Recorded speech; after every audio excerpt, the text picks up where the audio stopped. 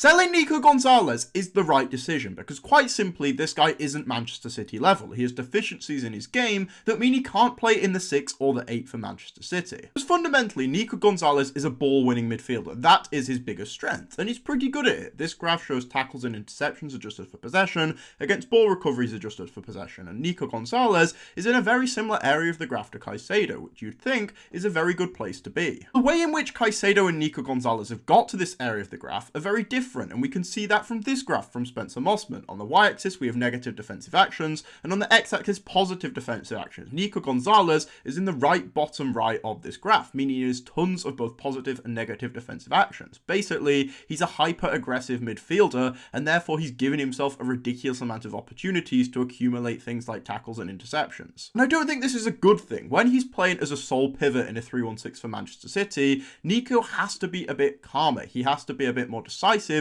in the duels he wants to engage with. For example, when we're being attacked on transition, in most opportunities it's better just to stay back and protect the back four instead of diving into a duel. But Nico, being the aggressive midfielder he is, will almost always choose to go and try and get the duel, which isn't a good decision. Normally he just gets the ball knocked around him and the opposition get through on our back four. It's a big problem. Passing, in my opinion, just isn't at the level for a Manchester City 6 either. To play that position, you have to be super aggressive. You have to be decisive in your passing, and I don't think Nico Gonzalez is. Don't get me wrong, he recycles the ball nicely and has nice retention rate, but I just don't think he's intentional enough with his passing. He often just chooses the safe option instead of trying to break lines, for example, which isn't really what you want. 4, I don't think Nico Gonzalez can really be an elite 6 because of these two problems, and what you'd normally do with a player like this in the modern game is just play them in the number 8 instead. It minimizes these deficiencies we've just talked about and gets the best out of their upsides, which is the monster out of possession game that he does have. However, you can't really do this with Nico Gonzalez, especially at Manchester City, because he's just a bit too stiff on the ball. He doesn't offer enough creatively in the final third. He's not particularly great inside a block in those tight spaces,